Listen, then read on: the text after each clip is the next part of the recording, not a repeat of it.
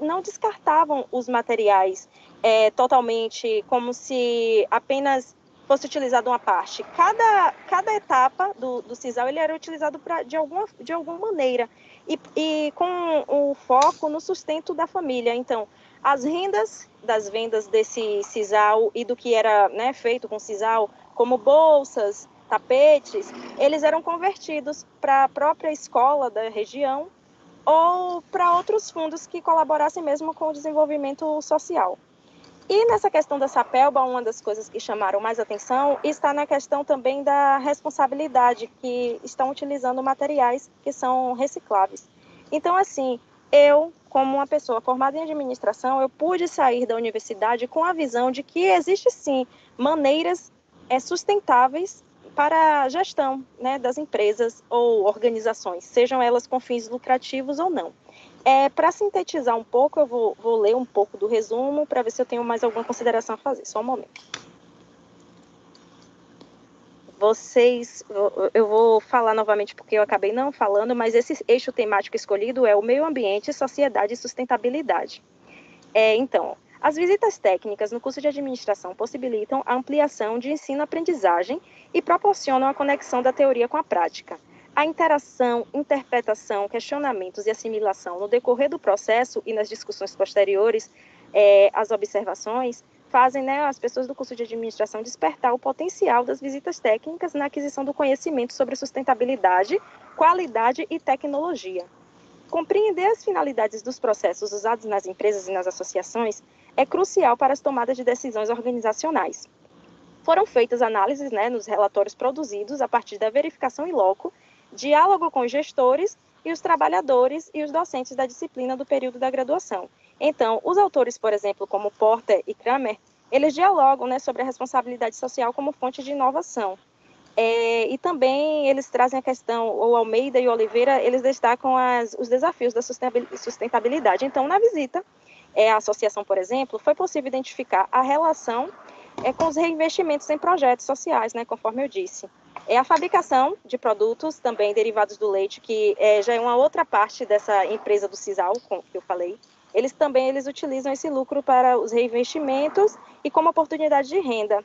E a questão do Sisal, né, desenvolvimento econômico da região. Uma das questões em destaque, né, que eu falei, é a questão também da preocupação com descarte biodegradável e criação, né, da escola para aplicação dos conhecimentos gerados. Então, na empresa, que foi a que eu falei, a Sapelba, foi identificado o desenvolvimento de laboratórios técnicos e aproveitamento e preservação ambiental, o tratamento de efluentes, né, dos líquidos, os sistemas de input e output, que é a questão de entradas e saídas, né, dos produtos, altamente avançados com painel de controle e gerenciamento. Conclui-se que as experiências em visitas técnicas conseguem ajudar ao futuro profissional em administração a adquirir uma visão crítica do posicionamento das organizações com ou sem fins lucrativos durante o papel socioambiental que atendem às diretrizes de relatos de sustentabilidade e desempenham seus serviços com qualidade e uso de tecnologias avançadas que beneficiam os recursos naturais. Deixa eu ver se já voltei. Pronto. Então é isso. Eu quis trazer mesmo que a universidade ele tem um papel crucial nesse desenvolvimento crítico, né, das pessoas, já que se eu saísse da universidade formada em administração e não soubesse que as empresas elas podem sim transformar essa questão sustentável como um padrão mesmo de qualidade de pensamento, eu realmente não conseguiria fazer diferença nos lugares onde eu faço parte. Então, por exemplo, o que é que eu pensei quando eu comecei a trabalhar? Eu criei um projeto de conservação do patrimônio público. Possa ser que não tenha relação à questão natural, mas tem relação com preservação. Então, uma coisa acaba, né, interferindo na outra, e todos nós podemos fazer a diferença e aproveitar, né, essa questão da universidade como fonte mesmo de conhecimento e de conscientização. Obrigada. Bacana, Tainá, parabéns. Tainá, como você ainda tem um tempinho, de qual instituição que você é? Eu sou da Universidade do Estado da Bahia. De qual campus? Assim, eu atuo lá no Campus 11, Serrinha. Sou técnica administrativo, só que eu me formei pela UFES, né, a Estadual de Feira de Santana. Obrigada, obrigada. Por nada, eu que agradeço. Então, ao término, nós teremos a oportunidade de abrir para as perguntas. Agora, o que ficou sendo, então, o segundo grupo é análise interdiscursiva em notícias referentes à situação de rua nos municípios baianos, Araci e Guanambi. Carlos Henrique, Aline Souza Santos, e do professor Décio também, não é isso? Prazer em vê-los com vocês. Só um instante que eu vou compartilhar os slides. Enquanto você compartilha, boa tarde, pessoal. Consegue me ouvir bem? Sim. Sim. Sim.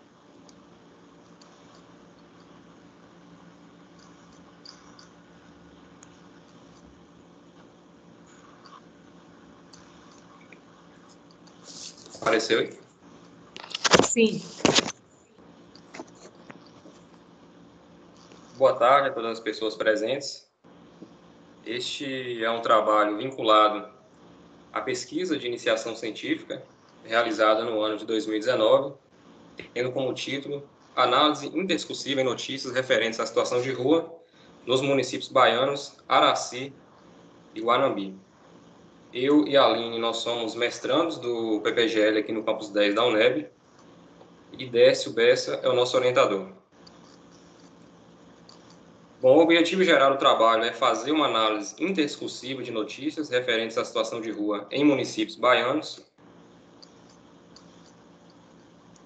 Na análise linguística discursiva, nós utilizamos o estudo em análise discurso crítica de Fekov, em que ele vai dizer que a ADC é a análise das conexões dialéticas entre discurso e outros elementos das práticas sociais. Então, a ADC ela é uma teoria que estuda a ligação entre linguagem, sociedade e relações de poder, com vistas a uma mudança social. A categoria de análise que nós utilizamos para esse trabalho é a interdiscursividade, em que Fekov considera discursos como uma forma de representação e construção de aspectos do mundo, podendo aparecer padrões discursivos dentro de um texto. Bom, esse trabalho também fundamenta-se nos estudos sobre situação de rua, né? Geralmente essas pessoas elas são referidas pela mídia como moradores de rua, mas nesse trabalho nós tratamos como situação de rua. E a autora ela faz algumas reflexões sobre o que gera a situação de rua e diz que tal problemática é efeito do aumento da desigualdade social e da pobreza para determinadas pessoas e também a decorrência de um processo social vinculado à acumulação capitalista. Sobre o perfil dessas pessoas, a pesquisa nacional sobre a população em situação de rua vai dizer que pessoas em situação de rua são um grupo populacional heterogêneo que vive em extrema pobreza pela interrupção ou fragilidade de vínculos familiares e também pela falta de moradia regular. Aqui alguns dados, né, do Instituto de Pesquisa Econômica Aplicada, IPEA, mostrou que o número de pessoas em situação de rua no Brasil subiu para quase 223 mil, né, pessoas durante a pandemia do Covid-19, o que representou um crescimento de 140%. A metodologia é qualitativa, né, o corpus ele é composto por duas notícias dos seguintes sites: A Voz do Campo de Araci e Sudoeste Bahia de Guanambi. Bom, Araci pertence ao território de identidade baiano Cisal. O mapa ao lado mostra a localização da cidade dentro do estado, como vocês podem ver, com a população de quase 55 mil habitantes e uma incidência de pobreza de 48,58%. Bom, a análise, né, a análise teve como corpus duas notícias, né? A primeira notícia é da cidade de Araci, tendo como título Familiares se emocionam com a chegada de araciense que estava nas ruas de São Paulo. Assista o momento. Publicada no dia 19 de fevereiro de 2017. A informação publicada refere-se ao retorno de um cidadão em situação de rua que estava em Santo André, São Paulo,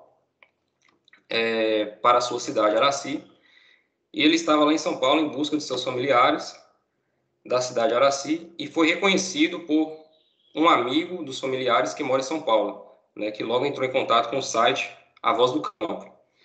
E a sua vinda a Araci foi custeada pelos próprios amigos e familiares que organizaram sua documentação para a viagem de volta.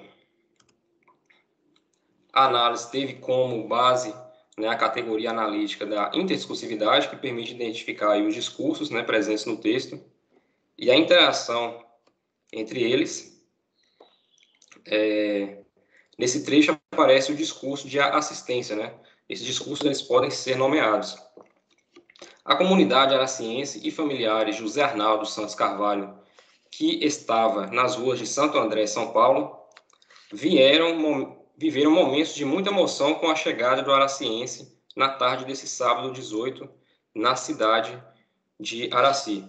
Aqui, o discurso de assistência é identificado na viabilização do retorno de José Arnaldo, né, um cidadão em situação de rua, que estava em São Paulo, né, nas ruas de São Paulo, vivendo nas ruas de São Paulo, para a cidade natal de Araci. Já no texto, no outro trecho, né, que se segue, é possível perceber que esse discurso de assistência, né, ele está vinculado a uma prestação, né, de apoio apenas por parte de pessoas que conheciam esse cidadão em situação de rua.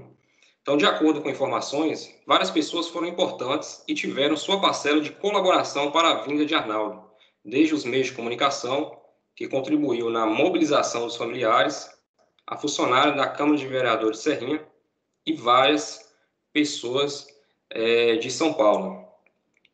Então, como eu já disse, né, a viabilização pelas próprias pessoas, né, que conheciam ele, né, o que parece nos mostrar a falta de assistência por parte do poder público, né? Não há registro na notícia de execução de política pública nessa situação. Embora apareça aí o apoio prestado por uma vereadora de Serrinha, tudo indica que foi por conta própria, né? E mesmo assim verifica-se que é de outra cidade, né, e não de Araci. O outro discurso identificado foi o de solidariedade, no trecho a seguir. Naldinho, natural da localidade de Lagoa do Curral, Araci, e mora em São Paulo, se encarregou de ajudar a adquirir roupas, agilizar a documentação, entre outros imprevistos. Nós percebemos que a ação solidária que é conferida no apoio de Naldinho, né, que é da zona rural de Araci, mas mora em São Paulo, ou seja, a assistência foi prestada por um cidadão sem vinculação ao poder público, né, o que mostra uma falta, né, de uma abordagem social devida e discussão da temática. Agora eu vou passar a palavra para a minha colega Aline. 3 minutos. Bom, a cidade de Guanambi está localizada no território de identidade Sertão Produtivo e tem uma população de aproximadamente 86 mil habitantes, segundo dados do IBGE 2021. Aqui a notícia, né, publicada no site Sudoeste Bahia, publicada no dia 21 de dezembro de 2017, tem como título: Fundação Joaquim Dias Guimarães e Prefeitura de Guanambi firmam parceria para a construção de albergue na cidade. Essa notícia trata sobre a inauguração do albergue na cidade de Guanambi para atendimento de pessoas em situação de rua e também de outras pessoas que, porventura, passassem na cidade, como, por exemplo, andarilhos e passantes. Identificamos o discurso de assistência no trecho: será lançada a pedra fundamental para a construção de um albergue para andarilhos em Guanambi, localizado no bairro Morada Nova, em terreno pertencente à Fundação Joaquim Dias. Aqui identificamos a ação que está sendo realizada para beneficiar a pessoa em situação de rua, e essa ação foi, né, concretizada por meio da Fundação Joaquim Dias, que cedeu aí o espaço do terreno para que esse albergue pudesse ser construído. Próximo. Identificamos também o discurso político que esteve presente aí no relato direto do prefeito Jairo Magalhães, que diz o seguinte: a nossa gestão é pautada em parceria para o bem do povo e a construção do albergue em nossa cidade é mais um passo para que possamos continuar avançando no trato e cuidando com os menos favorecidos. Nesse trecho, identificamos o discurso presente, o discurso político, de um serviço prestado também pela Prefeitura em parceria com a Fundação. E no próximo slide, nós identificamos, então, que houve nessa notícia a imbricação dos discursos de assistência e o discurso político, que apresenta no seguinte trecho. A Fundação vem juntando material com os recursos advindos através do programa do Governo do Estado, Sua Nota é um Show, promovido pela Secretaria Estadual da Fazenda. Então, percebe que teve o apoio do governo juntamente com a Fundação. Então, houve essa imbricação desses dois discursos nessa notícia, resultando, assim, em política pública para pessoas em situação de rua, e este é um ponto positivo que foi apresentado. Nas considerações finais, identificamos que, em Araci, o apoio foi prestado apenas por parte de pessoas que conheciam um cidadão em situação de rua na cidade, mas que estava em São Paulo, né? Então não há registro de que houve suporte devido para a família por parte do Estado. Isso aponta também para a falta de abordagem social adequada da problemática. Também houve o discurso de assistência na notícia de Guanambi, que foi identificado aí tanto pela ação da instituição filantrópica quanto da prefeitura municipal. Tal discurso aparece imbricado com o discurso político, e também destaca-se que a adequação e a execução de políticas públicas são fundamentais para cidadãos e cidadãs em situação de rua, e que o discurso de assistência deve ser observado em nuances dos textos e práticas sociais. Apresentamos aí algumas referências. E obrigada. Obrigada a vocês. E vamos para o terceiro trabalho, que é a aplicação de estatística na análise demonstrativa da Covid-19 em Teixeira de Freitas. Atos, Ávila, Tainá, da professora Tatiana Dias. Vou combinar assim, Ávila. Quando faltar 3 minutos, eu vou abrir a câmera, tá? Para não falar, ok? O microfone está desligado, Ávila. Seu microfone está desligado. Tá. Eu falei que tá bom. E Atos vai compartilhar. Ok. Boa tarde. Tá conseguindo me escutar, todo mundo? Sim. E a gente só começa a contar quando está apresentando, porque esse momento de ajuste aí, né? É, verdade. Ok, vamos lá, amiga. Pronto? Só um momentinho, gente. Pronto. Todo mundo está me escutando? Sim. Senhora. Boa tarde, gente, novamente. Bom, nós iremos apresentar o trabalho cujo tema é a aplicação de estatística na análise demonstrativa da Covid-19 em Teixeira de Freitas, Bahia. Este trabalho será apresentado por Atos, Ávila, que sou eu, e Tainá, que por motivos pessoais não pôde estar presente, e tivemos como orientadora a professora Tatiana Dias Silva, que ela não está presente porque ela está apresentando trabalho em outra sessão. Bom, a ordem que iremos seguir baseia-se em apresentar a introdução, revisão da literatura, metodologia, resultados e discussões, as considerações e referências. Bom, a introdução. Bom, como a gente sabe, no ano de 2020, houve um problema de saúde pública grave, denominada como o novo coronavírus Covid-19. Foi tão grave que, de acordo com a OMS, ela foi declarada como uma emergência de saúde pública. E utilizamos como revisão da literatura o artigo de Fortuna e Fortuna, que eles identificaram em pesquisas que os primeiros casos foram registrados no dia 23 de março, tendo como primeiro óbito no dia 8 de junho, com 2 óbitos. Até o dia 30 de abril de 2021, foram identificados 205 óbitos no município de Teixeira de Freitas, 13.676 casos confirmados e 13.307 casos recuperados em Teixeira de Freitas, Bahia. Diante de tanto aumento assim desses índices, desde o surgimento do Covid-19, a gente ficou pensando quais seriam as causas que estariam influenciando no aumento dos índices de óbitos por Covid-19 na cidade de Teixeira de Freitas, Bahia. Então, essa foi a problemática. Inclusive, esse trabalho foi fruto do componente curricular de estatística, que foi proposto pela professora Tatiana a criação de um projeto de pesquisa.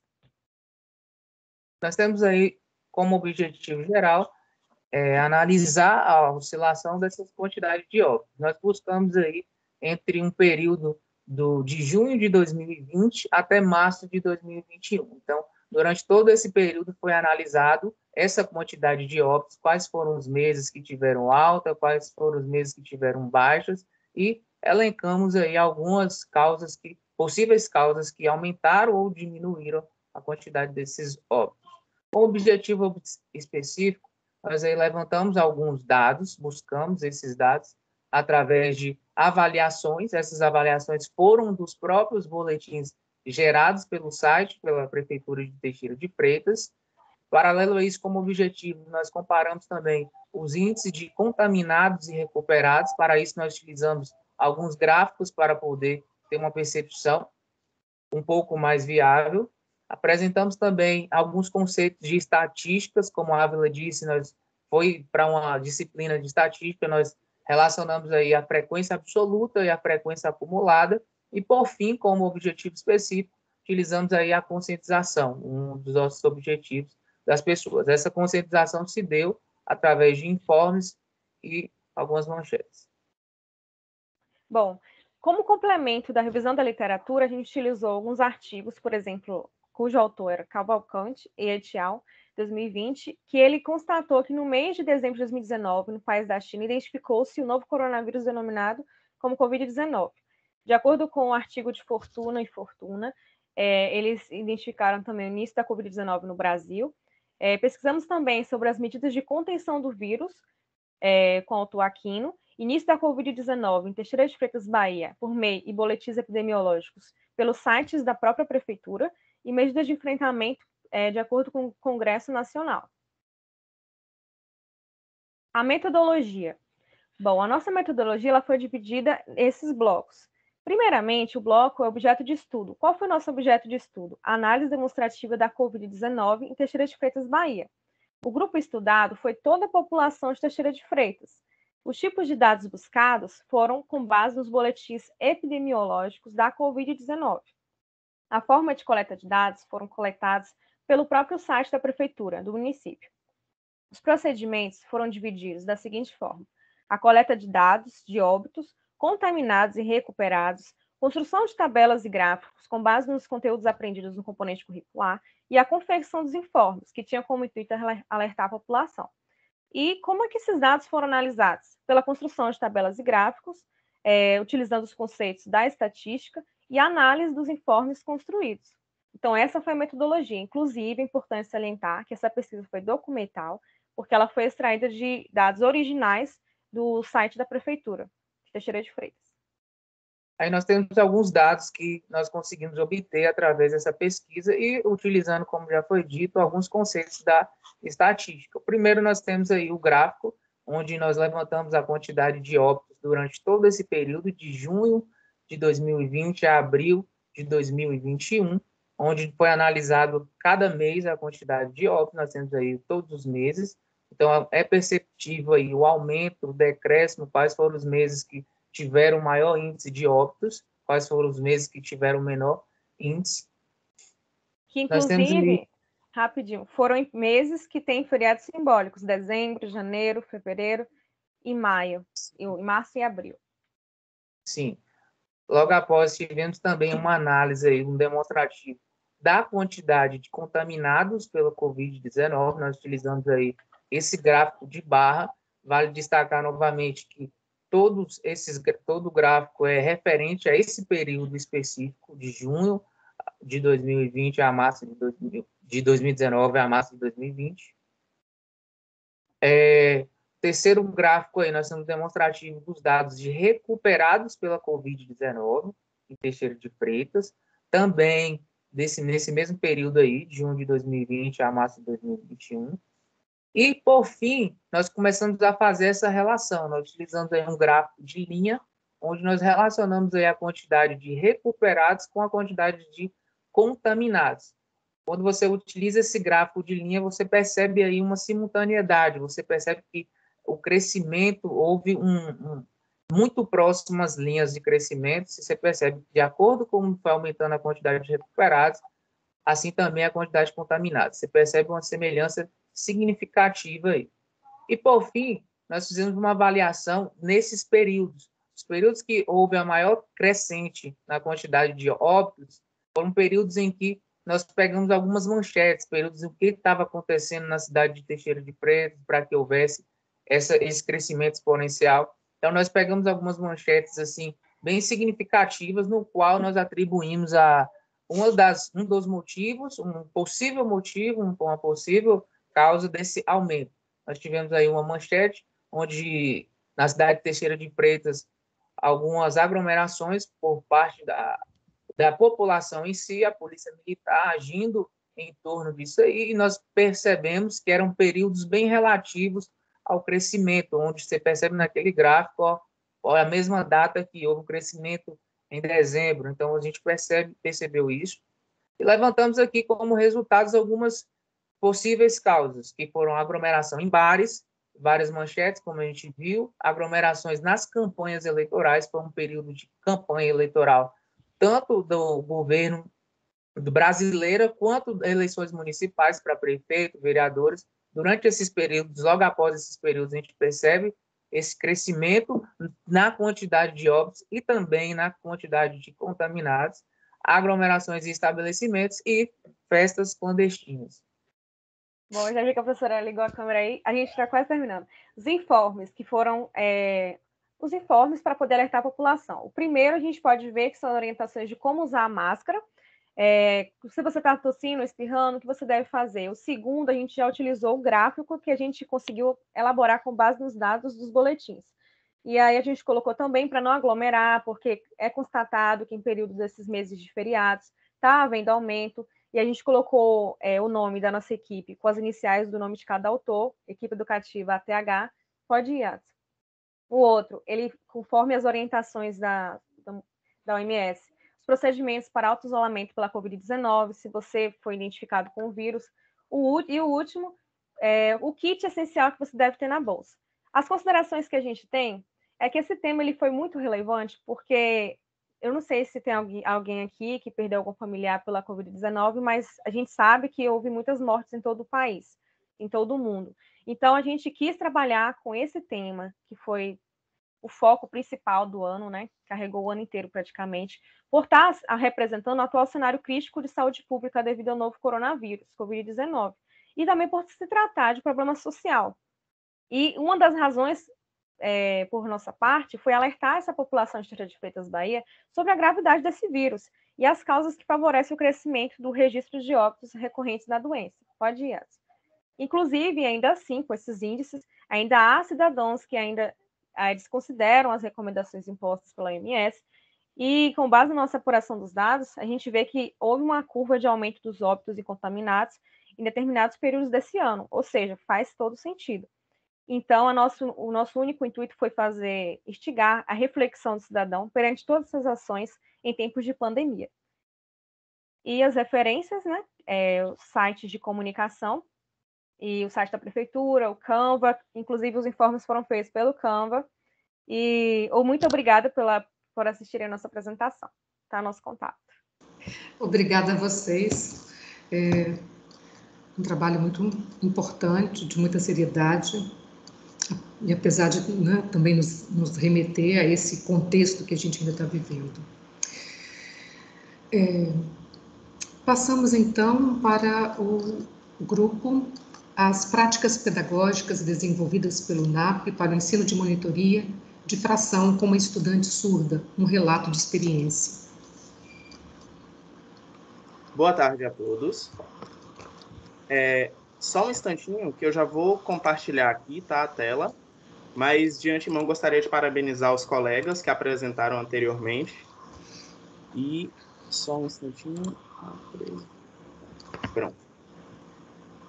Bem, gente, hoje a gente traz para discussão o nosso trabalho que tem como tema as práticas pedagógicas desenvolvidas pelo NAP para o ensino de monitoria de fração com uma estudante surda, um relato de experiência. A equipe desse trabalho foi formada por mim, João Vitor, pela discente Natália e o discente Ramon, por Raoni e pela professora Tânia. Antes da gente entrar, de fato, sobre o tema, para falar sobre o tema, a gente traz algumas concepções do que nos levou a fazer essa pesquisa, a fazer esse trabalho. E uma delas foi sondada através de um teste diagnóstico que foi usado por mim na época para descobrir quais eram as dificuldades de uma aluna do Campus 10 da UNEB em compreender os números decimais. A gente já havia trabalhado algumas outras temáticas e eu havia percebido que elas tinham uma certa dificuldade em trabalhar com esses números. E aí, em discussão com os colegas, a gente sempre traz que a matemática ela precisa de uma afirmação de existência, ela precisa ser inserida para além das suas fórmulas prontas. Então, a gente traçou como foco, para desenvolver esse trabalho, as representações. E essas representações, elas tinham que trazer não só situações do cotidiano dessa aluna, como também sentido e significado na construção dos temas da matemática. E, nesse caso em específico, o estudo de frações. Aí, a partir dessa ideia, a gente estipulou como problema principal dessa pesquisa como é que a gente podia ensinar sobre esse conteúdo de frações com base nos assuntos que a aluna ela já tinha conhecimento. E aí, a partir desse problema, a gente traçou como objetivo principal infundir a importância de conhecer as frações para além da sua aplicação no ramo de operação usual, na matemática. Então, a gente queria trazer uma aplicação e, para isso, a gente fez o uso de uma metodologia que daqui a pouco será explicada pelos colegas e também a gente usou alguns materiais do nosso laboratório de matemática, né? Então, agora eu passo a palavra para os colegas que vão falar um pouquinho sobre a revisão de literatura. Boa tarde. Então, baseado aí nesses autores, a gente pôde identificar um problema de compreensão dos alunos do ensino básico em relação às frações. Muitos deles até compreendem as operações e tal, mas não conseguem compreender de fato o que são as frações. Então, segundo Oliveira, uma forma de estar resolvendo essa situação seria iniciar o ensino da fração com a construção dos números, o que de fato as frações quantifica, suas aplicações em situações cotidianas, fazer com que o aluno de fato compreenda que os números naturais eles têm uma limitação, chega um determinado momento que eles não conseguem estar quantificando todas as grandezas, daí a necessidade de utilizar os números racionais, que podem ser representados através da fração. É importante também mencionar a forma de ensinar isso, fazer com que os alunos busquem o seu próprio meio de resolução, não chegar com a execução pronta, mecanizada ali. Ok. Formação dos professores de matemática. Nós vamos falar aqui sobre a questão do quão beneficioso, quantos benefícios trazem, desculpa, gente, de quantos benefícios trazem as monitorias para para os futuros docentes, né? Então, alunos de licenciatura que participam de uma monitoria, eles têm muitas vantagens. Entre elas, eu posso citar aqui, a gente acaba tendo mais contato com os conteúdos da matéria, a gente pode estar vendo ali na prática métodos de ensino e a gente pode estar observando quais os melhores métodos de ensino. E o NAP, ele tem um trabalho com essa formação de professores, não apenas com a Sabrina, mas ele também atua com nós, os monitores. Mas o foco, obviamente, é na Sabrina, que é uma aluna surda que está estudando licenciatura em matemática, o que já vem quebrando diversos padrões, porque a gente observa que há uma ideia errada sobre a incapacidade do surdo ou a sua capacidade limitada.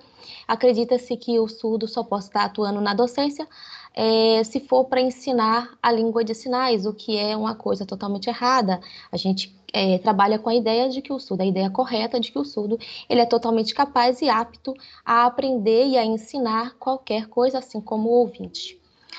Só para finalizar, vou falar sobre a cultura surda, porque a gente acredita que a cultura surda, muitas pessoas acreditam que a cultura surda está limitada apenas à língua de sinais, apesar de ser de suma importância, a língua de sinais não está apenas limitado a isso, está em todos os âmbitos da vida da pessoa não ouvinte. Eu vou tentar explicar rapidamente através de um pequeno exemplo. A gente já se perguntou como um não ouvinte, um surdo, consegue identificar que tem alguém lhe chamando à porta? O ouvinte, ele consegue identificar isso através do quê? Através do som, o som da campainha, o som da batida, o som da voz. O surdo, ele não consegue estar identificando dessa forma. Então, há no mercado campainhas de luz, por exemplo, que está ali para aciona e eles conseguem visualizar, né, a luz e conseguem saber que tem alguém lhe chamando à porta. Obviamente que eu quero enfatizar que isso é apenas uma alternativa, porque o ideal principal é, dentro da cultura surda, há uma diversidade. Então há muitas diferenças dentro dessa cultura. E eu quero enfatizar a importância da gente estar estudando, conhecendo, porque a gente só consegue exercer o respeito daquilo que conhecemos. Bom, a nossa metodologia é um relato de experiência, né? Onde eu vou falar um pouco do método que a gente utilizou para trabalhar frações com a Sabrina. Utilizamos com ela o método da semiótica, que é o estudo da representação. Bom, mas o que diz a semiótica? A semiótica fala que a matemática, né, fala que a matemática ou outro conhecimento qualquer não se restringe a apenas fórmulas, falas ou até mesmo regras. Vai muito além disso que a gente imagina. Porque tudo que você quer ensinar, você pode representar isso de diferentes formas. Por exemplo, vou dar um exemplo rápido aqui. Se eu tenho 1 mais 1, né, lá nas operaçõezinhas básicas, que é quando a gente vai estudar, eu tenho 1 mais 1. Então, já sabemos automaticamente que 1 mais 1 é 2. Por quê? Porque lá dentro da matemática, do estudo, fala que quando você tem uma adição, entre duas coisas, você vai juntar essas duas coisas. 3 minutos. Agora, e se eu representasse, né, por uma fruta, eu tenho uma maçã e eu tenho outra maçã, né? Então, agora eu tenho 2 maçãs. Foi outra forma de representar o número 1.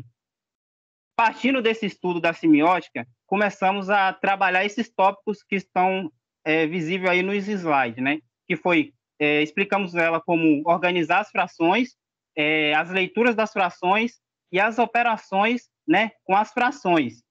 E para isso utilizamos do método de pictogramas, né, para estar representando essas frações, ou até outros meios geométricos também, né? Pictogramas, para quem não sabe, é como se fosse essa pizza aí, ó. Está representando em formato de fração. A pizza foi dividida em partes iguais. Entendeu? É uma forma de representar uma fração. Depois que concluímos esse estudo com ela, pedimos que ela buscasse no seu dia a dia situações práticas em relação ao conteúdo que foi passado para ela e trouxesse para a monitoria. Então, é isso aí, né? O colega vai finalizar falando dos resultados, né? Exatamente. E aí, nessa pesquisa, a gente pôde observar com resultados a dificuldade inicial da gente de estabelecer uma comunicação efetiva com ela. Por quê? Porque nós não dominamos Libras e ela não domina o português. Então, essa questão da comunicação foi uma coisa muito complexa para a gente.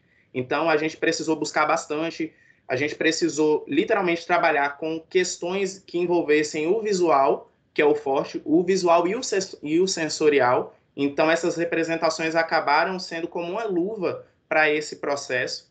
Além disso, a gente pôde perceber com ela que a aquisição dos conhecimentos foi concretizada, com exceção da escrita dos números fracionários. E como é que a gente descobriu que esses conhecimentos dispostos foram internalizados por ela? Ela apresentou, depois de um tempo, para a gente, como se fosse a professora, a disciplina. Ela apresentou o conteúdo e ela lidou muito bem com essa apresentação, mostrou que conhecia sobre vários temas, mas infelizmente deixou devendo nessa questão da escrita dos números fracionários, o que por nós é uma coisa muito compreensível, porque, como eu disse, ela não domina o português muito bem. Então, essa parte escrita realmente acaba sendo uma coisa complicada para ela. Só que a questão do representar e do conhecer foi uma coisa importante para a gente. E outra coisa também que nos chamou a atenção foi a segurança na explanação de alguns conceitos aprendidos durante a monitoria.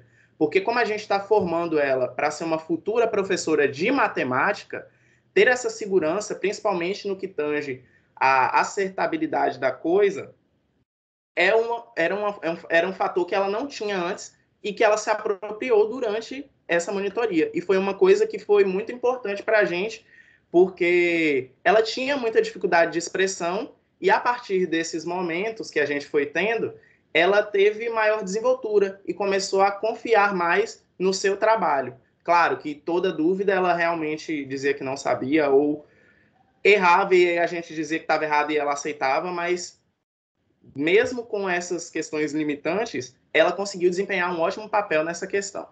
E aí aqui a gente traz alguns anexos de um dos materiais que a gente usou e, por último, as referências, e é esse o trabalho. Muito obrigado a todos e boa tarde. Parabéns, encantado com os trabalhos, com a clareza de vocês, com a organização, muito bom.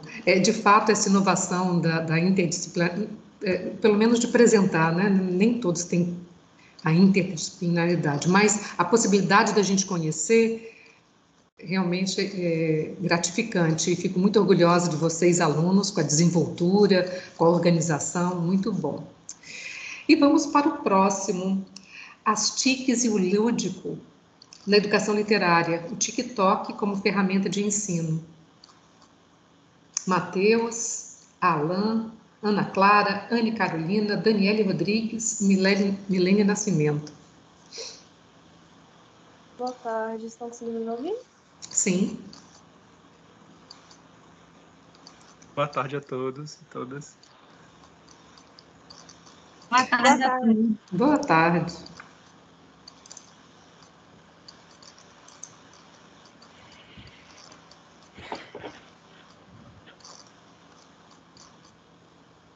Boa tarde a todos, todas, todes.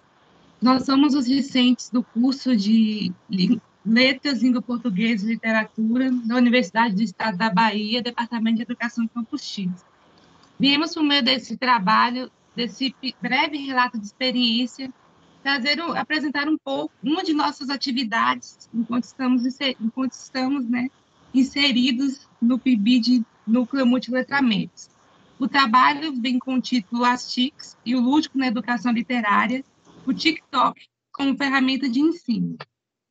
Os discentes que contribuíram para a construção do trabalho são esses inseridos no slide e as professoras coordenadoras do núcleo do PIBID que são inseridas também foram nossas orientadoras. São elas a professora mestra Karina Lima Salles e a professora doutora Ivana Teixeira Figueiredo. Pode passar, por favor, slide. Segundo Roxane Rojo, em uma entrevista para o programa Pesca e PNAEC da SME Campinas, os multiletramentos, na verdade, são um fato das mudanças das linguagens no século XXI. Segundo a autora, a maior parte dos textos com os quais lidamos hoje são multissemióticos, seja em qual mídia eles estiverem. Sendo assim, esses textos estão por toda parte em diversos dispositivos, e são acessíveis a diversas pessoas também.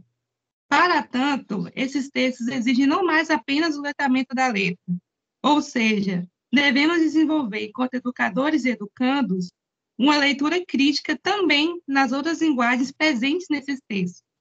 Nessa perspectiva, nós, a equipe que atua nas turmas do Colégio Estadual Henrique Brito, vinculados ao PIBID, decidimos, através do planejamento com nossa professora supervisora Marta Ellen, propor, através da plataforma de vídeos TikTok, uma atividade onde os alunos e alunas pudessem desenvolver o domínio dessa mídia multimodal que tem estado tão presente na vida dos jovens durante a pandemia. Esse aplicativo, ele possibilita que os alunos, nesse caso, relacionem textos, vídeos, fotografias, músicas e etc. Sendo assim, pedimos a eles que produzissem algo na plataforma que pudesse passar as principais características da escola literária classicista. Na atividade, eles poderiam recitar um poema classicista, trazer recortes de imagens, falar sobre as características da escola literária, o importante era que no produto final houvesse um diálogo entre as ferramentas oferecidas por essa rede social e o conteúdo de literatura passado. Passo agora a palavra para o colega Matheus. Boa tarde. Bom, claramente as tecnologias da informação e da comunicação estão sendo ferramentas muito úteis para o processo educacional, ainda mais quando nós falamos neste assunto, né, de contexto pandêmico e de aulas remotas. Buscar opções que dialogassem com o mundo virtual não nos foi uma alternativa, mas sim uma necessidade. No livro organizado pela Roxane Rojo, Escola Conectada, os Multiletramentos e as TICs, seus orientandos deixam claro que precisamos nos adequar às múltiplas possibilidades do cyberespaço. Os alunos de hoje são o que a autora chama de nativos digitais, e é pensando nisso que podemos refletir que é impossível manter uma escola de maneira estagnada, seguindo os mesmos padrões antigos, da mesma forma que acontecia décadas atrás. Isso porque o mundo mudou, e com essa mudança houve esse espaço suficiente para a predominância tecnológica. Então, quando procurávamos um recurso capaz de dialogar com os interesses comuns dos estudantes e também com essa proposta vinculada aos multiletramentos, nós chegamos até a plataforma TikTok. Pode passar, por favor. Segundo dados do G1, este aplicativo foi o mais baixado do mundo em 2020, com cerca de 1 bilhão de usuários. E foi justamente essa popularidade que o TikTok recebeu durante a pandemia que nos despertou o interesse de tentar, de forma lúdica, adentrá-lo em sala de aula ali nas turmas do primeiro ano do Colégio Estadual Henrique Brito. Então, antes da sua implementação, houve uma conversa com os alunos para entendermos como o exercício refletiria em suas competências. Como tivemos um resultado até positivo, buscamos produzir um material que servisse de exemplo, um tutorial mesmo, de vídeo através da plataforma, e levamos também algumas produções criativas dentro do aplicativo para servir como um estupim inicial, uma fonte de inspiração para eles. Como já foi dito, a nossa ementa das aulas de língua portuguesa estava direcionada para a Escola Literária Classicismo. Então, nos preocupamos em fazer uma proposição que levasse os estudantes a pesquisar as principais características do movimento, os autores, obras, tudo que pudesse ser interessante para o estilo de vídeo que fossem criar. Então, eles poderiam realmente escolher uma obra para produzir sobre ela, ou um escritor, um poema, enfim. Eles ficariam livres, ficaria a critério deles mesmo, porque não queríamos limitá-los. Pensamos justamente em deixar que a criatividade fluísse da maneira que fosse mais conveniente para cada um, para a gente ter essa pluralidade de produções. Pode passar, por favor. Outro ponto interessante são os grupos de WhatsApp, que se tornaram muito comuns nesse ensino remoto, e é bem normal achar um grupinho diferente para cada turma, onde os professores podem mandar avisos, lembretes, entre outras informações.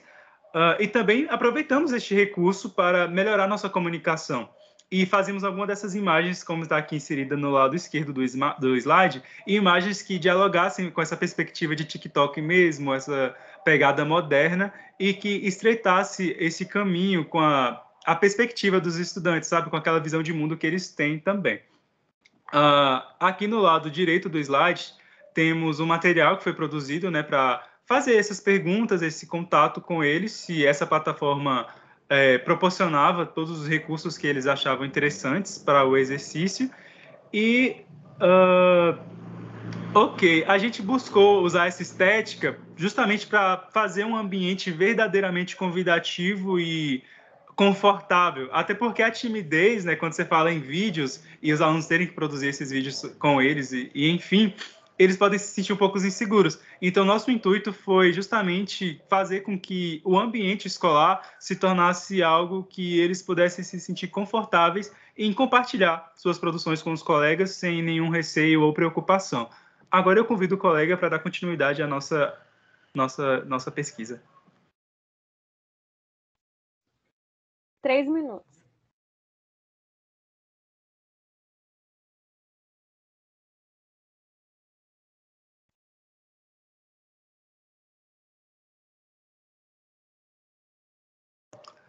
Theo, acho que não estamos te ouvindo.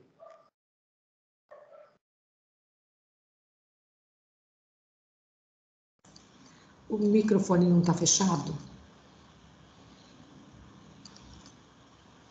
Qual é o nome do aluno que ia falar? Teodoro? É o Teodoro. Isso. Ele tá com o mudo ativado. Ele tá com o mudo desativado, então era para estar ligado aqui.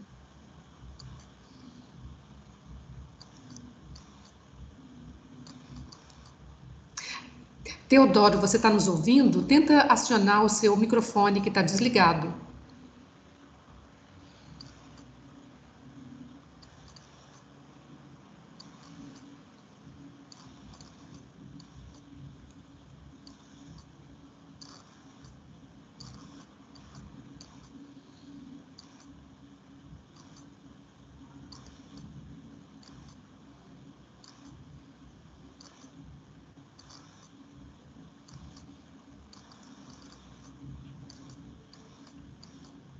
É o Teodoro que está compartilhando a tela?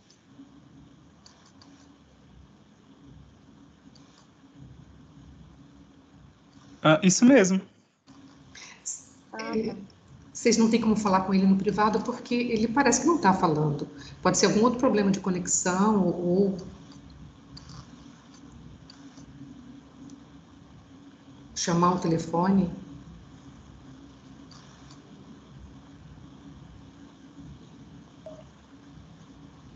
Bom, eu fiz isso aqui, mas para a gente não perder muito tempo, eu vou dar continuidade com o que ele iria falar.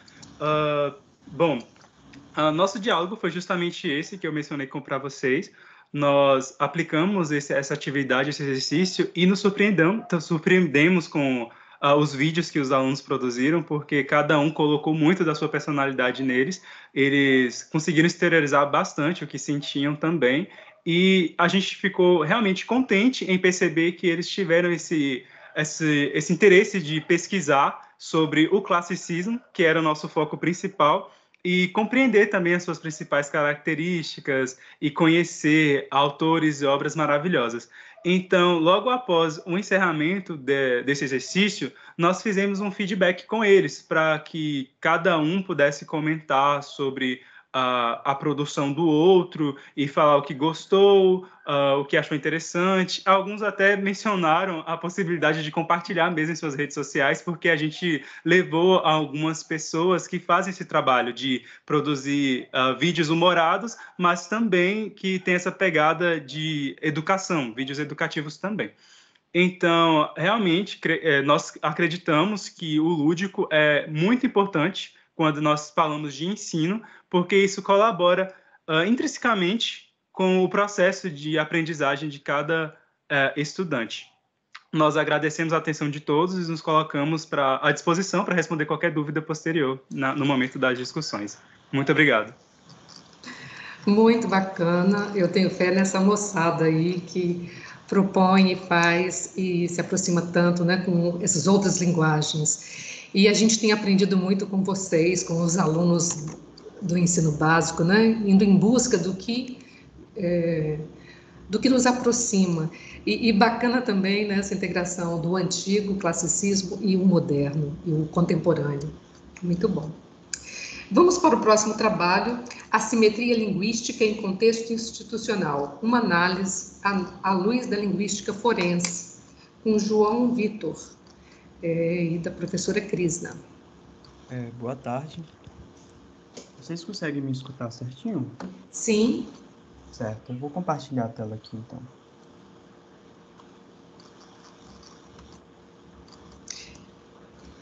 Aqui aparece para vocês? Sim. Certo. Pois bem, o título do nosso trabalho é Assimetria Linguística em Contexto Institucional, uma análise à luz da linguística forense. É um trabalho elaborado por mim, graduando em Letras 5, bacharel em Direito, sob a orientação da professora Krishna Bonjardim da Silva Carmo. Introdução.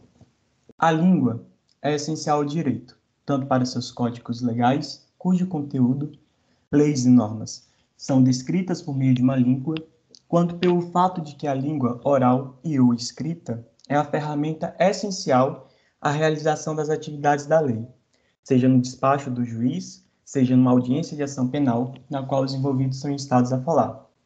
Nesse contexto, esta pesquisa objetiva discutir as implicações das ações linguísticas do juiz e do réu na organização interna do gênero institucional audiência de ação penal, mais especificamente as estratégias de proteção da fachada. Para isso, foi necessário nos nortearmos sobre algumas questões. Qual a natureza da interação face a face em uma audiência de ação penal?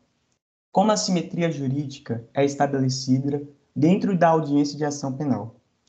Quais as consequências da simetria jurídica mal direcionada dentro de uma audiência de ação penal, tendo em vista a observância do devido processo legal?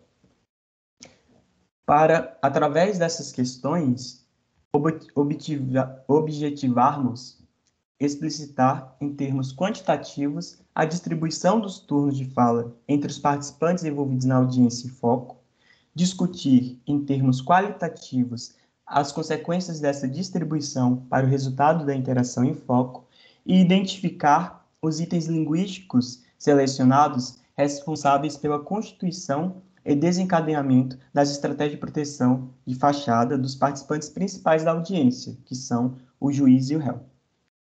Para isso, utilizamos as seguintes âncoras teóricas: a linguística forense, Caldas Curta, 2014, que se trata de uma ciência que busca investigar a linguagem produzida nos contextos legais, e dentro dessa ciência existem 3 sub-áreas, que é a língua como prova e evidência, ou evidência também, a linguagem do direito e a interação em contextos forenses.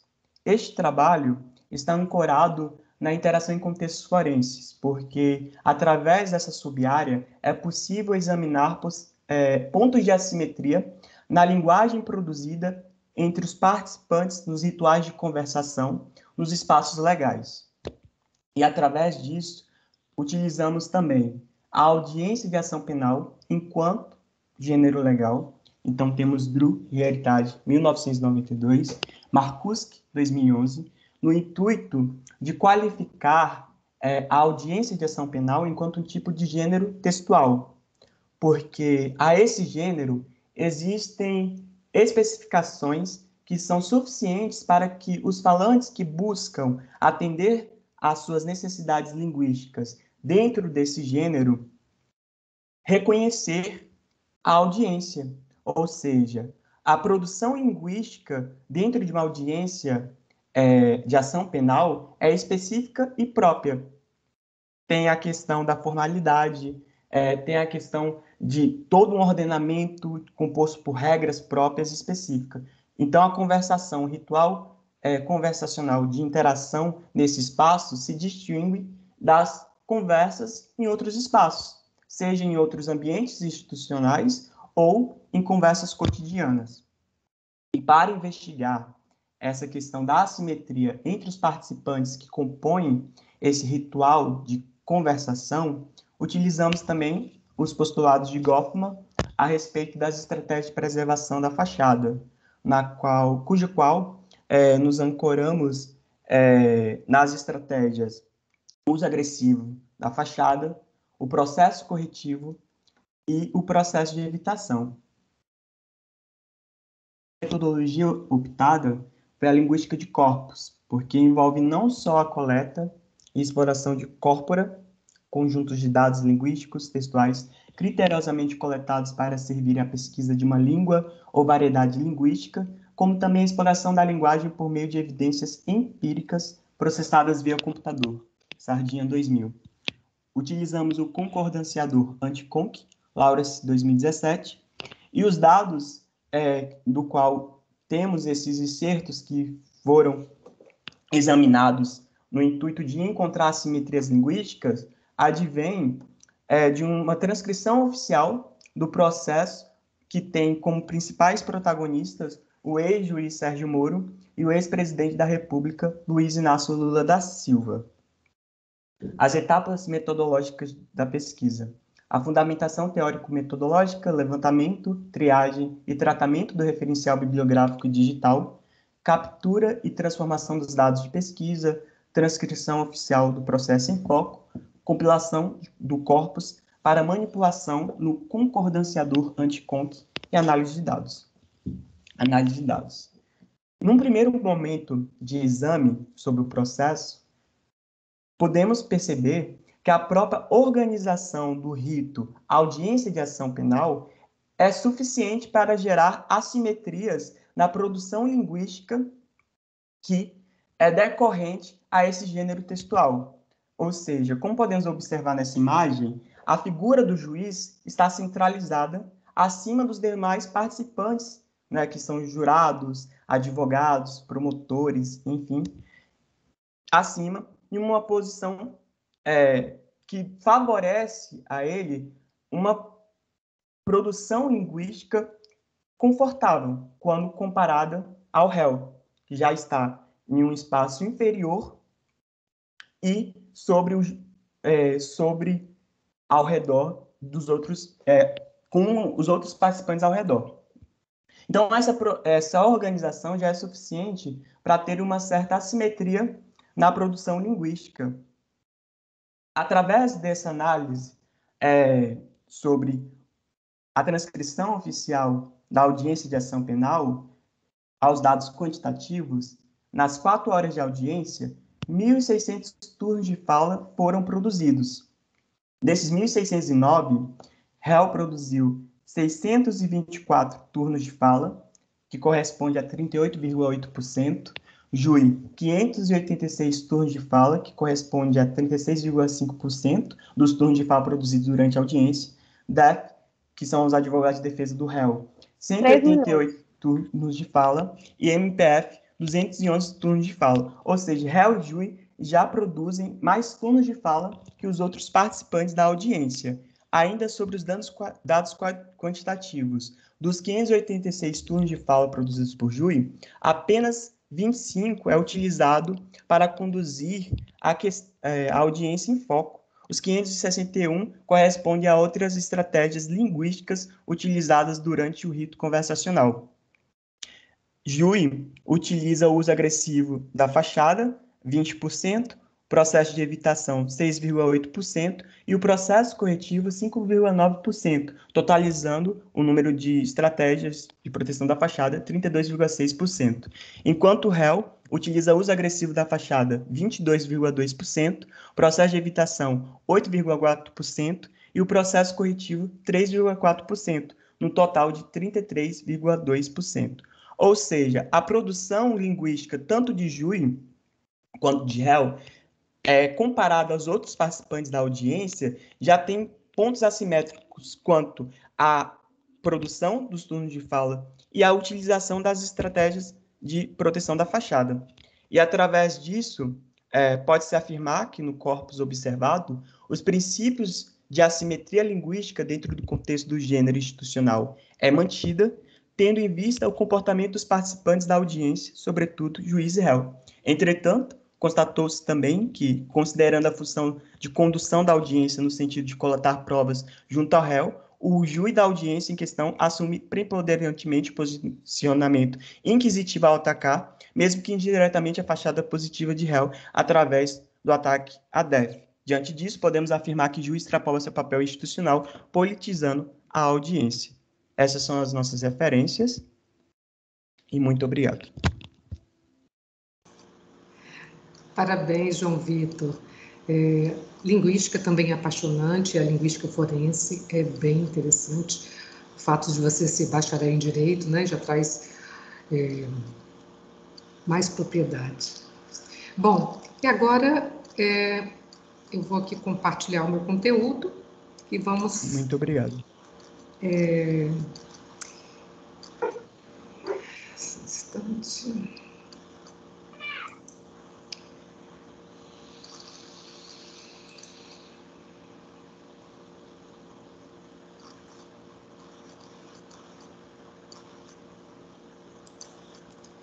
Ai, acho que eu vou ter que pegar aqui, porque esse...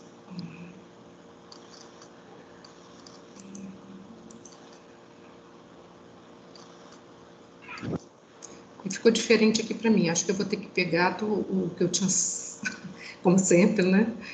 Professor, às vezes, está aprendendo. Acho que esse formato aí, em reunião geral, eu participei de outra que não era assim. Vamos ver aqui outra forma.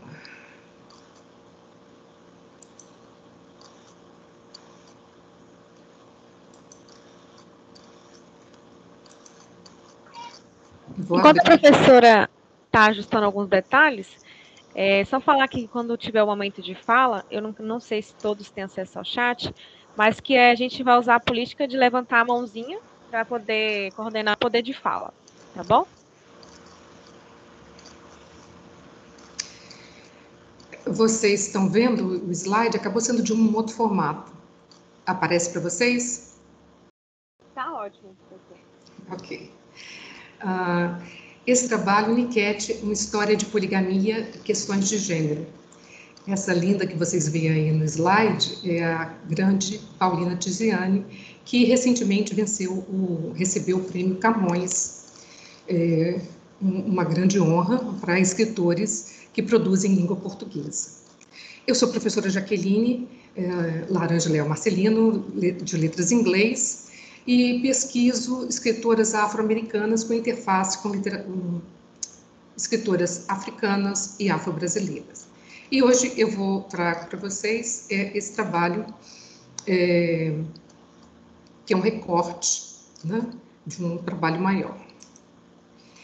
O objetivo são as questões de gênero a partir da personagem Maria Rami, que é a protagonista de Niket, uma história de poligamia, que é uma moçambicana, a escritora é moçambicana e a história se passa em Moçambique, e que o casamento não vai bem e começa a descobrir o que está acontecendo, vai buscar e descobre que o marido tem um hexágono amoroso, 6 amantes. É um trabalho de cunho qualitativo, é um trabalho de visão bibliográfica e que a gente fez o estudo de 3 tipos de feminismo. O motherism, vamos passar aqui, o que é uma forma de feminismo nigeriano, baseado em valorizar a mulher, mas reconhecendo que a África sempre valorizou. O que houve foi uma distorção pela colonização, então é um resgate dessa valorização de que mulher e homem têm valores colaborativos e complementares. E o outro é o Stevenismo, que é a partir também de que também vê essa propriedade da mulher africana junto ao homem africano, mas visa também uma inclusão mais política e social. Esse outro formato aqui não estava muito na minha programação e eu quase não estou conseguindo enxergar os slides, mas vocês estão podendo ler, não é isso? Sim, professora. Ok. Bom, e aí nós temos também o humanismo, né, que também valorizando a mulher, e é interessante que esses feminismos são 3 nigerianas, e na Nigéria, assim como em Moçambique se fala português, na Nigéria é inglês. E é interessante que eu pesquiso muito Alice Walker, e quando eu comecei a escolher a Tiziane, eu fui pesquisar essas feministas africanas, então me deparei com, na época, as mais relevantes eram essas, e depois eu via ver que elas beberam da fonte de Alice Walker, que esses feminismos, eles foram, em parte, criticando algumas questões do humanismo de Alice Walker e propondo outras a partir da cultura, e a gente sabe também que a África é um continente enorme, mas mais uma visão da Nigéria. E aí eu não trago outras porque são as 3 que eu tenho pesquisado. Aí nós estamos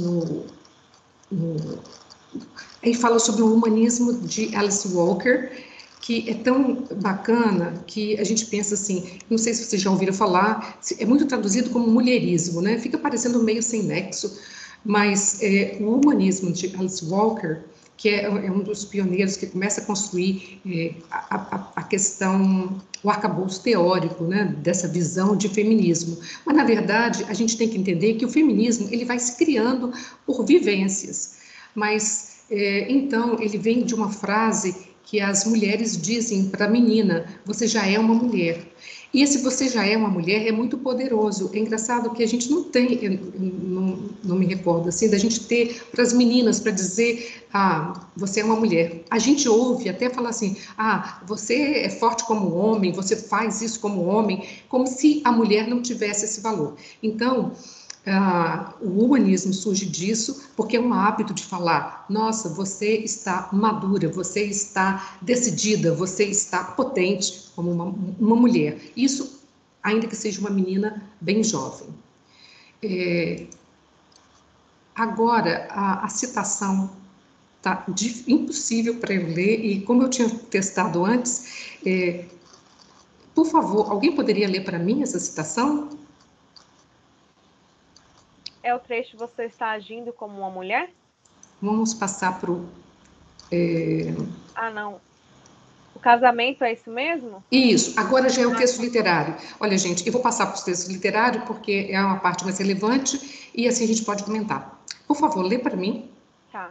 O casamento é isso mesmo. Aceitar apagar a tua vela para usar a tocha do companheiro, que decidirá a quantidade de luz que te deve ser fornecida, as horas, os momentos. Tiziane, 2004. Então, pensa, olha essa reflexão. Ela, uma mulher que percebeu o quanto que ela foi... ela se adaptou, se limitou por conta de um marido e depois descobre que ele tem 5 outras. Então, o que é isso? Você tem uma luz e você vai se apagando e você vai deixando de existir, você deixa de ser aquilo que você é para se limitar ao que o outro permite que você seja? Lê a próxima, por favor. Devem servir o vosso marido de joelhos, como a lei manda. Nunca servi-lo na panela, mas sempre em pratos. Ele não pode tocar na louça nem entrar na cozinha.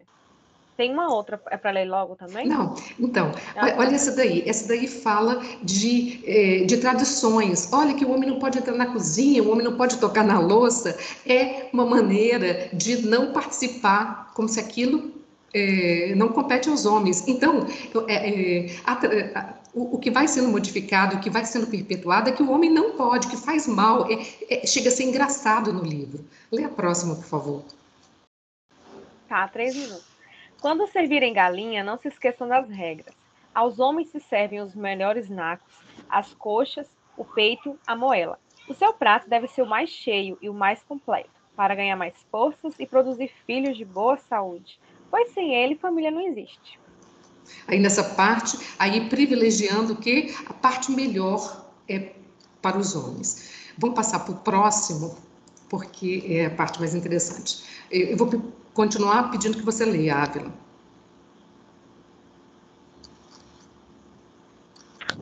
Aos rapazes ensino o amor próprio. Nunca disse nada sobre o amor ao próximo. Às minhas filhas ensino o amor ao próximo e pouco digo sobre o amor próprio. Transmito às mulheres a cultura da resignação e do silêncio, tal como aprendi da minha mãe. E a minha mãe aprendeu da sua mãe. Como podia eu imaginar que estava a paralisar as asas das meninas à boca de nascença, a vendar os seus olhos antes de conhecerem as cores?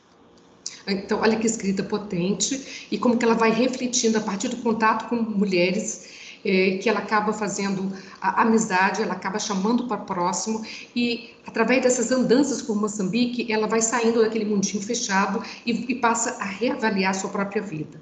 Lê o próximo, por favor. Tá. A aceitação da ideologia de sexismo se evidencia quando as mulheres ensinam aos filhos que existem apenas 2 possíveis padrões de comportamento: o papel do ser dominante ou submisso. Sexismo. O sexismo ensina as mulheres a odiarem as demais. E consciente e inconscientemente agimos com esse ódio no nosso contato diário umas com as outras. Ok. Então, aí a Bell Hooks chamando a atenção para essa situação que a gente vive. Você vê, uma situação, ela passa em Moçambique, mas que a gente identifica com mudanças de discursos, mas infelizmente em quase todo mundo e muito aqui no Brasil também. Você poderia ler mais essa? Tá. Ao nascer a menina, é anunciada com 3 salvas de tambor, o rapaz com 5. O nascimento de uma menina é celebrado com uma galinha. O do rapaz celebra-se com uma vaca ou com uma cabra. Filho homem mama 2 anos, e mulher apenas 1. Meninas pilando, cozinhando, rapazes estudando. O homem é quem casa, a mulher é casada. O homem dorme, a mulher é dormida. A mulher fica viúva, o homem só fica com menos uma esposa. E essas são as reflexões dela, que a gente identifica, né, muito nessa cultura do patriarcado, e é muito rico como ela vai se dando conta disso. E a gente vê diferenças, né? Olha, a menina é saudada com uma galinha, o filho, né, e o homem é saudado com uma vaca. Então, olha o simbólico e como que isso marca, a submissão. Aí já são as considerações, não é isso? Então, eu vou falar um pouco sobre, aí o texto vocês podem ler. Então, o que a gente observa? Quando ela sai dessa situação, que ela, uma moçambicana, extremamente colonizada, ela estava distante até de suas raízes e havia sido educada para casar. E para o casamento, ela havia aprendido a faz de enxoval, todas aquelas coisas muito ocidentais, muito do que ela foi criada também dentro de uma concepção católica. Quando ela percebe que o marido não está correspondendo e sai para tentar descobrir o que está se passando com ele, e descobre as amantes, e que são de diferentes partes de Moçambique, e que tem uma diferença muito grande do norte para o sul, de tradições, de cultura, porque ela é do sul, e no norte as mulheres elas são menos colonizadas. Então, ela primeiro tem uma atitude que é muito ligada ao motherism, ou mesmo ao humanismo, que privilegia as mulheres. Primeiro, ela acolhe as rivais, pensando nos filhos, que ela pensa, ele, e também aí o título do livro é Niket, uma história de poligamia, porque aí ela reflete que o que ela estava vivendo era uma poligamia ocidentalizada. Não era poligamia, porque na África existia, em algumas regiões, só que a poligamia demanda não apenas direitos, demanda deveres também. Então, ela ela exige que ele a trate todas, como se fosse uma poligamia, pelos filhos. O livro é muito rico com essa questão. E os feminismos, eles são diversos. Então, a Tiziane, mesmo em entrevista, ela fala muito que ela não é feminista, ela escreve sobre mulheres. E aí, eu acho que uma grande sacada para nós, mulheres, homens, também solidários a um mundo melhor, pensar que os feminismos são construções e que a gente deve conhecer e que a gente pode melhorar, transformar essa sociedade criando essas redes de apoio, criando que seja tanto apoio emocional quanto financeiro, porque a Maria Rami, a protagonista, quando ela percebe também que tudo isso está muito calcado na dependência do homem, do provedor, aí ela resolve incentivar, fazer uma poupança que é chamada de chique, e ela tem o dinheiro e ela empresta para as outras que tinham menos dinheiro, e cada uma vai desenvolver uma atividade profissional.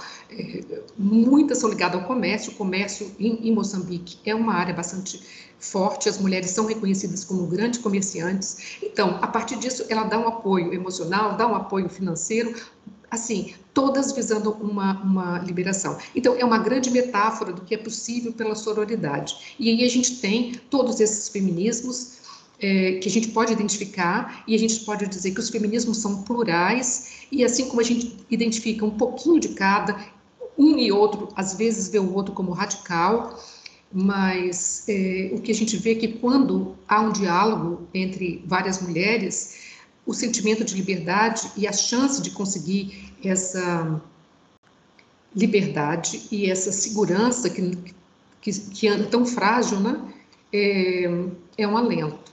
Então, e aí, as nossas referências, Agradeço a atenção. Muito obrigada. Agora aqui, para a saída. Obrigada. Queridos, eu não uso nesse modelo, eu estava preparada para outro, e aqui para sair é do mesmo jeito, é o ESC? Não, né? Não. É Você vai naquele botãozinho que está com a seta para cima, e aí acredito que vai ter a opção parar a apresentação.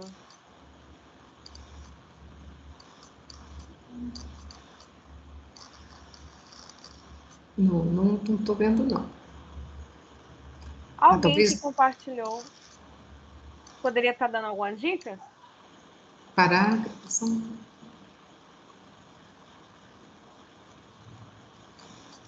Ajuda aí aos universitários. É o que eu falei, nós professores temos aprendido muito. Eu acho que muito. parar a apresentação. Mas eu não estou vendo, porque o modelo que eu uso é outro. E parou, Agora né? foi. Eu consegui tirar aqui para vocês. Thanks a lot. Eu sou sempre socorrida pelos alunos, sou sempre. Muito obrigada.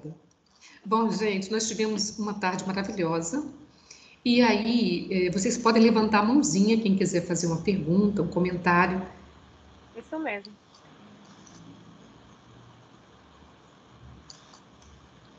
Ana Caroline, pode falar.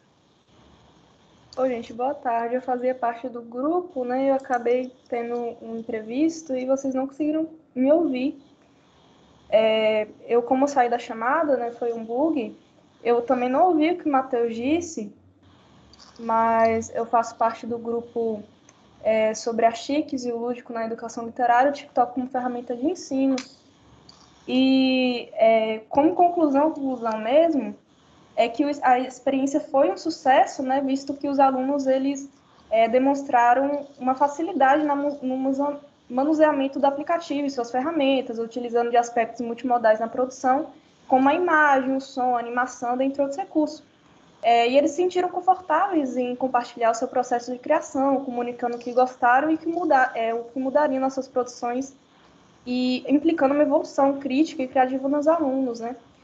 Importante destacar também que um dos objetivos era nos inteirar dos interesses dos discentes, nos orientando no planejamento de atividades, sendo que nos preocupávamos em buscar a participação genuína da turma, né? Levando todo em consideração as mudanças drásticas no cenário sociopolítico educacional que a gente claramente ainda está se adaptando. E, enfim, a conclusão mesmo, é que apesar da atividade ter sido um sucesso, isso tudo é só o começo, né? E nós precisamos repensar e reavaliar os sistemas educativos e adotar novas linguagens de ensino que interagem com a realidade dos alunados. E a gente afirma também que não é possível mais pensar a educação sem olhar para os multiletramentos e os impactos das tecnologias no momento atual. E por isso mesmo que os educadores, assim como os educandos, precisam participar de um processo constante de transformações e adaptações para juntos tornar a escola um espaço inteiramente democrático. Essa é a minha fala de forma sucinta, eu peço perdão novamente. Obrigada, Anne. Que bom que você ainda pode dar seu feedback, participar. Às vezes, as conexões têm isso, né? A gente não percebe a tempo, mas que bom que foi possível você participar. Então, eu tenho uma pergunta até para esse grupo. Eu já comentei, né, que achei muito bacana. E em relação ao equipamento, em relação às tecnologias, em relação à conexão, houve reclamações, houve dificuldades de falar assim, vai ser difícil produzir isso por contas materiais? As dificuldades que nós tivemos, né? Eu vou falar aqui um pouquinho e o restante do grupo pode complementar. Foi primeira questão de que alguns alunos, né? Embora todos eles tenham a faixa etária bem 17, 16, muitos deles não conheciam, não tinham esse costume, né, de usar, de postar vídeos.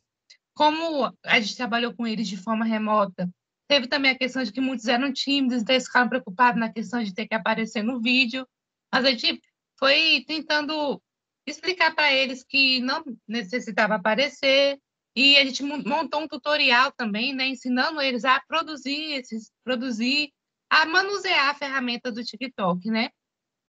No mais, boa parte da turma já conhecia, alguns até já tinham conta, postavam vídeos, Então, para esses foram um pouco mais fácil, né? E em questão de tecnologia, tinha alguns alunos, se eu não me lembro, não mais de 2, que não tinham uma conexão, né? Tem alunos que não tinham celular e tal, mas a gente foi conversando com eles. Sempre tem, né, essa boa parte que não tem acesso. Como eram em formato remoto, isso acabou sendo uma dificuldade também, porque se fosse presencial, a gente estaria ali com eles, na sala de aula, explicando, a gente poderia fornecer, né, nem que fosse o nosso mesmo, nosso próprio dispositivo para eles usarem, mas como era remoto, isso acabou dificultando também. Espero ter solucionado a dúvida.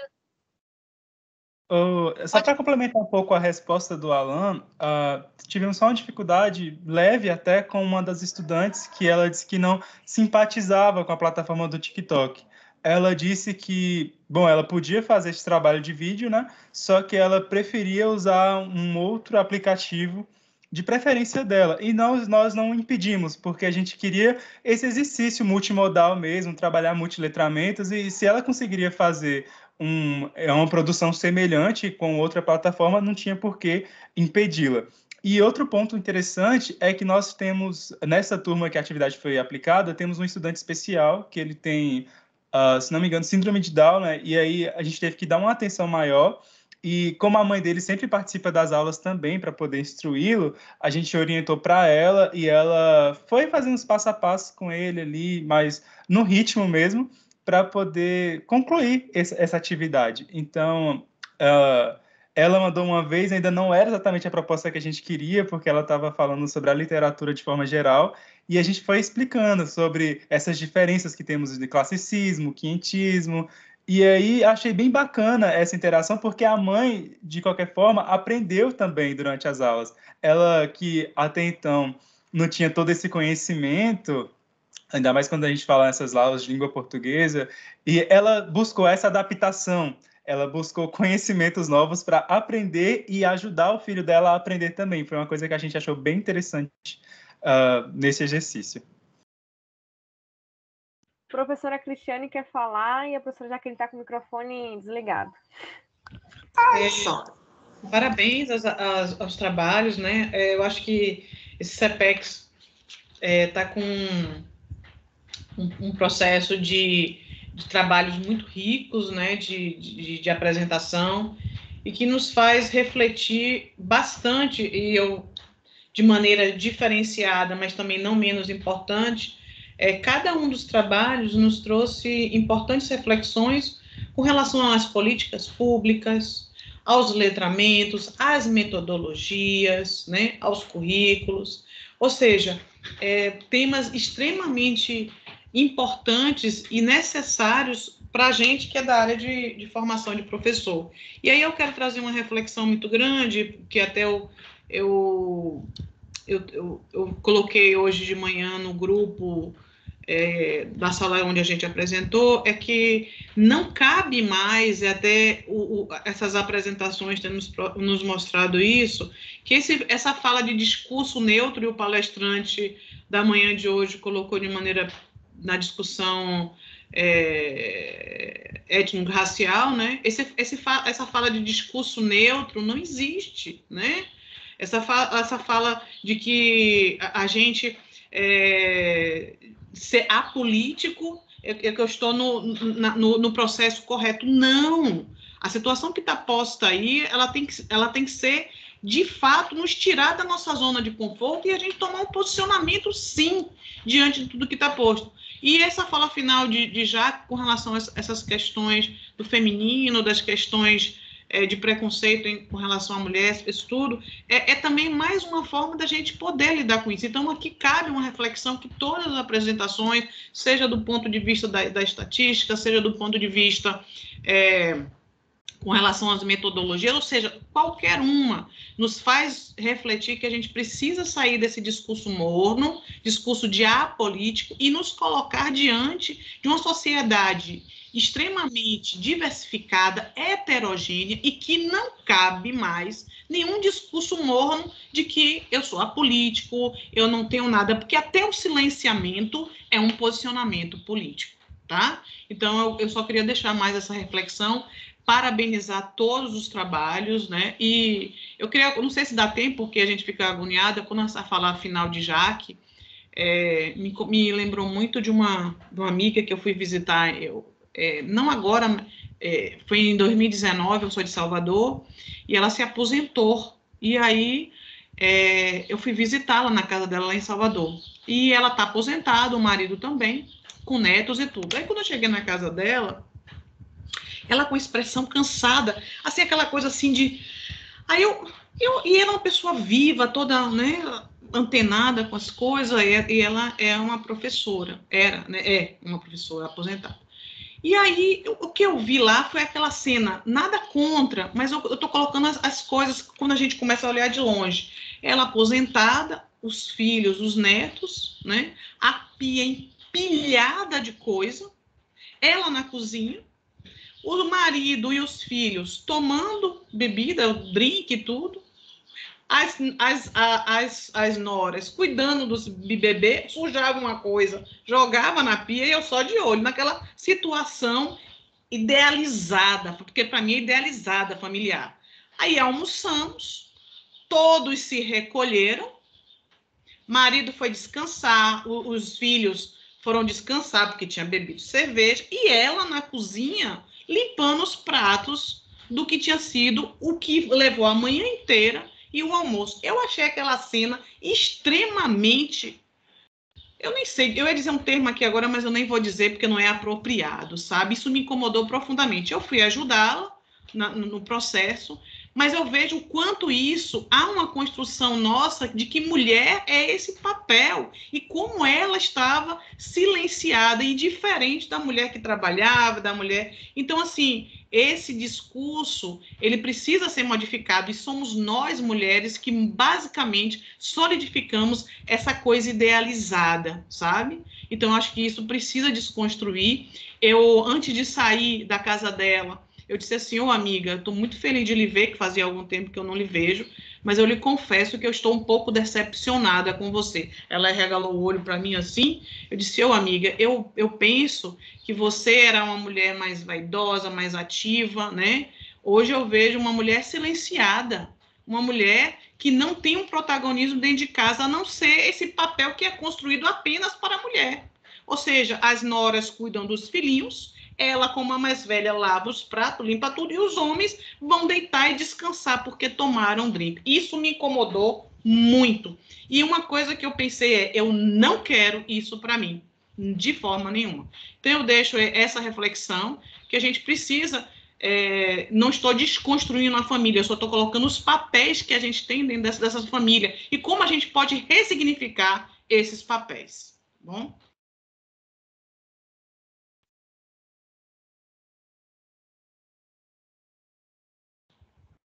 Está no mute. Outra reflexão, Cris, muito boas suas colocações, e é isso que a gente precisa promover sim, porque a gente naturaliza. Enquanto lá tem aquilo da vaca, são coisas que chamam mais atenção, mas a gente tem infinitos pequenos detalhes e que a gente vai naturalizando e achando que a mulher tem que absorver, né? Mas e uma outra coisa também, que eu fiquei muito satisfeita com todos os trabalhos, e o CPEX também promete, ainda tem muito mais, falar para vocês dessa mudança do ensino médio. E é muito interessante quando as pessoas falam assim, ainda bem que deixaram o inglês. Olha, gente, não pense que eles querem literatura inglesa, não pense que eles querem que a gente um pensamento crítico, assim como português e matemática. Eles pensam, ainda bem, que essas matérias é só para apertar botão. Então, que bom que os nossos cursos, estão bem à frente em termos de proporcionar, junto com todo o conhecimento formal que é necessário, não é aquela só lê em todos os contextos, né? Então, a gente observa isso, e que quando a gente fala em modificar currículo, eu comento muito com meus alunos, Cris, a minha mudança para a literatura afro-americana foi mais no contexto atual, que eu achei significativo pela resposta que eu tinha com os meus alunos. E só então eu percebi o tanto que no nosso currículo de letras em inglês, a gente escolhia sempre os mesmos autores. Então, quando a gente fala em descolonizar o currículo, a gente tem feito, o Campus 10 tem feito muito, porque a formação continuada nos impulsiona para isso. A gente vê, é igual a Rami ficou andando para lá e para cá, a gente também faz isso. Esses eventos é um ouvir o outro, é um sacolejar. Então, teve até em uma oportunidade que o aluno perguntou: professora, por que a gente estuda tanto mulher agora na literatura, né? Eu falei: ninguém reclamava quando era tanto homem, né? Então, as escolhas, homens maravilhosos, não é contra a gente, homens maravilhosos, a gente continua lendo, mas tem que ter um olhar, tem que ter, e assim, e se não há essa renovação, essa formação continuada, a gente fica lá, gente, eu formei há muito tempo atrás. Então, eu digo assim, e a gente pode perceber na família da gente, uma pessoa que estudou, parou de estudar há muito tempo, e um que está estudando. Mas eu também falo para os meus alunos, tem que ter também respeito, e tem que respeitar o tempo do outro. Mas, se possível, comenta, pode até torcer a cara, dá um livro que tem aquela temática. Quem é que está de mão levantada? Danilo, pode falar. Professora, e quando a senhora fala dessa desconstrução, isso é um desafio constante, acho que em todas as áreas.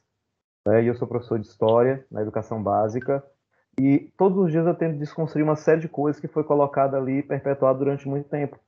Principalmente o papel da mulher dentro da história, que ele foi silenciado. Não é porque a mulher não estava, ela estava lá, mas durante muito tempo aparecia apenas os homens, né? E as mulheres eram apagadas, né? E é um grande desafio hoje a gente trazer essas novas questões. Aí tem essa mudança do ensino médio aí que, né, é uma bomba que cai no nosso colo, assim, né? Principalmente na educação pública, na escola pública, porque a gente sabe que nas escolas particulares, muitas escolas manterão esse currículo que já se tem, né, das disciplinas que foram tiradas, mas é um grande desafio que nós temos todos os dias, né, de reconstruir e de trazer uma nova perspectiva dentro do ensino, né, e trazer esses atores sociais que foram apagados durante muito tempo, né, e é uma luta constante.